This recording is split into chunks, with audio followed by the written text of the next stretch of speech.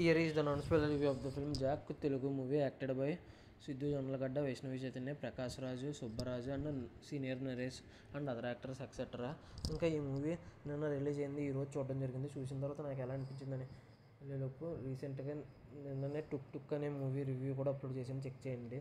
దాంతోపాటు home town web series review, touch me not web series review, test movie review, 28 degrees Celsius movie review, love your father movie review, sari movie review upload చేశాను. అవి కూడా check చేయండి. మా content చూడండి. మా content నచ్చితేనే like చేయండి, షేర్ చేయండి, సబ్స్క్రైబ్ చేసి పక్కనే ఉన్న గంట సింబల్ క్లిక్ చేసి మా ఛానల్ సపోర్ట్ చేయగలరు. ఇంకా ఓవరాల్గా ఈ జాక్ మూవీ చూసిన తర్వాత నాకు ఎలా అనిపించింది షోలోకి వెళ్ళేలోపు నాకు సినిమా నచ్చితే ఎందుకు నచ్చిందో, నచ్చకపోతే ఎందుకు నచ్చలేదని చెప్తాను. స్టోరీ, ప్లాట్, పాజిటివ్స్ నెగిటివ్స్తో సగా. కాబట్టి ఈ రివ్యూ చివరి వరకు చూడండి. ఇంకా ఓవరాల్గా ఈ మూవీ విషయానికి వస్తే నాకైతే just okay, one time watchable అనిపించింది. మరీ బ్లాక్ బస్టర్ కాదు, మరీ అటర్ ఫ్లాప్ కాదు, ఒకసారి చూసే విధంగా ఉందని అయితే చెప్తాను నేను. ఇంకా ఈ మూవీ వచ్చేసి స్టోరీ ప్లాట్ విషయానికి వెళ్ళిపోతే, రా ఏజెంట్ అవ్వాలనుకున్న సిద్ధు గడ్డ ఆల్రెడీ రా ఏజెంట్స్ కింద ఉన్న వాళ్ళ మధ్యలోకి దూరి ఒక కేసు సాల్వ్ చేద్దాం అనుకుంటాడు. ఇంతగా కేసు సాల్వ్ చేసాడా లేదా అనేది స్టోరీ ప్లాట్. ఇంకా ఈ మూవీకి వచ్చేసి ప్లస్ పాయింట్స్ విషయానికి వెళ్ళిపోతే, hero acting as usual DJ Tillu ఎంత బాగా చేశారు, ఇందులో కూడా అంతే బాగా చేశారు యాక్టింగ్. మిగతా ప్రకాష్ రాజ్ రోల్స్, సుబ్బరాజ్ రోల్స్, నరేష్ గారి కామెడీ టైమింగ్ కూడా బాగా వర్కౌట్ అయింది. కొద్దిగా యాక్షన్ కూడా ఉంది ఇందులో. ఆ యాక్షన్ ఫైట్స్ కూడా సిద్ధు జొన్నలగడ్డకి బాగా సెట్ అయినాయి. బీజిఎం ముగ్గురు కొట్టారంట. మరీ గొప్పగా ఉందని చెప్పలేము, కానీ సినిమా చూస్తున్నంతసేపు థ్రిల్ ఫీల్ అయ్యేలా అయితే చేసిందని అయితే చెప్పగలను మ్యూజిక్ విషయంలో.